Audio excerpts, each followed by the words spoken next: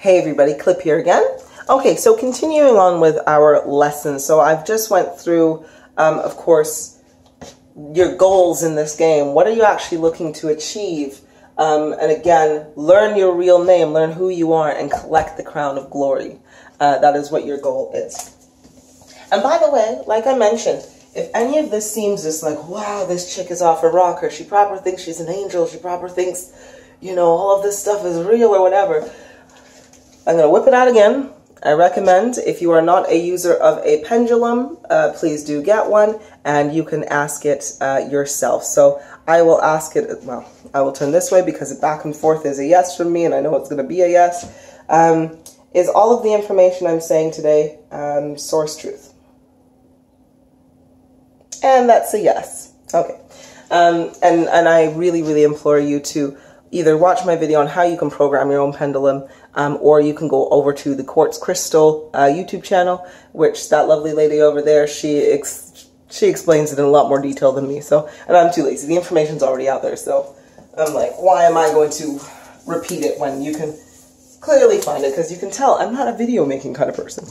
Anyway, so in the next, or in this section, we went through what your goals are. Now I want you to understand, how do you actually play this game?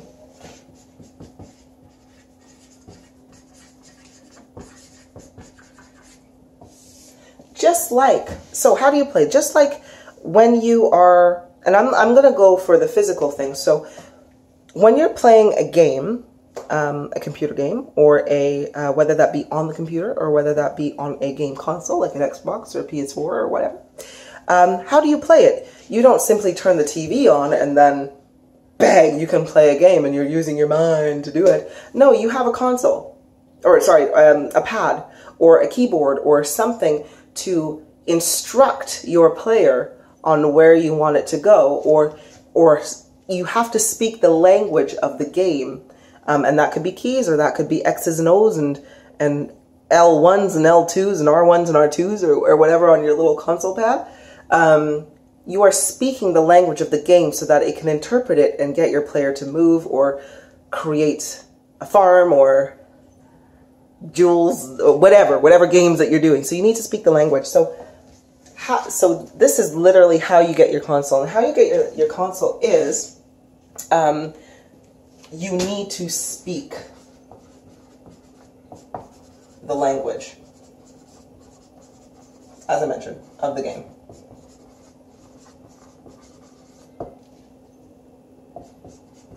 So how do you speak the language of the game? Now, because we are all born into so many different nations, so many different races, so many different, oh well, races aren't really real, but we are born to so many different lands that we all speak physically different languages.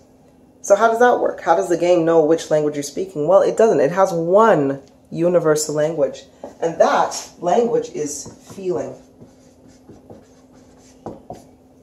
Now, not just any feeling, not just I stubbed my foot and I felt pain, but feelings, emotions.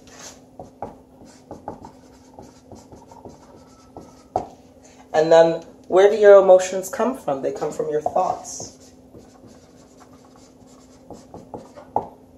And when you are able to marry your emotions with your thoughts together, that is the language of the universe. So what do we mean by that? So happiness is a feeling that everybody can experience, and it does not matter what language you speak, where you come from. If you are happy, you know the feeling of happiness. Subsequently, if you are sad, you know the feeling of sadness. If you know the feeling of pain, of suffering, another person over on the other side of the world can also feel pain and suffering. That feeling is the same for everybody. So again, doesn't matter. You can interpret language differently, but if I were to say, I love you in French, in Spanish, in English, in Mandarin, and, you know, in anything, it would still incite the same feeling in your heart, the same feeling of love. And that's what the universe does. Now, what makes this a little bit difficult, and really difficult for a lot of people, is you need to literally at the exact same time, thoughts plus emotions equals action. We'll say action, because when you can marry these together at the same time, so for example, if I am feeling happy and I have thoughts of happiness, the universe will turn those thoughts into an action, because it's like, oh, well, you're feeling it and you're thinking it. Kind of the same way, like if you've ever seen the show Death Note, right? How Light Yagami needed to have a name, somebody's full name, and also their face. He couldn't, if he had your full name but didn't have your face, he couldn't action it. But if you had your face and didn't have your full name, he couldn't action it. He needed both of those together. And sorry, if you've ever seen Death Note, if he needed those to kill people. That's terrible, I'm sorry, but that's the best analogy I could think of just in this very moment. So his thoughts, sorry, not his thoughts, but that's kind of the analogy. So if I'm feeling happy and I'm also having happy thoughts, it's the feeling that is generated is telling the universe, and your thoughts are what's focusing it. So happiness can be caused by loads of different things. Happiness can be in the form of finally eating some cake after you've been on a diet for so long. You can be really happy about that. And if you're thinking, so for example, if you're thinking, yeah, I've just finished my diet, I get my first piece of cake or maybe a piece of cheese or something like that, whatever your vice is, and you're like, yeah, oh, I can't wait to go down to the store, I'm going to get the biggest cake in the world. You are marrying your happiness, that feeling of happiness, to cake. So when you go to the store, you're probably going to find such a wide, wonderful selection of cakes. Or you never know, maybe you'll be thinking, oh yeah, I want cake, and then ding dong, the door rings and your mom comes around and says, hey love, I've just brought you a cake, I thought you'd like it. Because you've married that feeling with the thought. Now, for example though, if you are feeling really happy, but you're having a really negative thought, that will also turn to action. So if you are thinking, my ex was a super douchebag and I heard they got into a car accident, and you're like, yeah, I'm so happy, but you're having such a really negative thought, you're speaking the language of the universe. You're pressing buttons that you don't understand what the result will be. Because if you're having, or for example, if the thought of your ex getting into a car accident makes you really happy, you may actually be bringing that upon them. You know, that you may get a call going like, oh yeah, do you remember, I don't know, whoever, Jane Doe, your ex, like she was in a car accident. You'll be like, oh my gosh, I was just thinking, I hope they were in a car accident, and they all of a sudden were.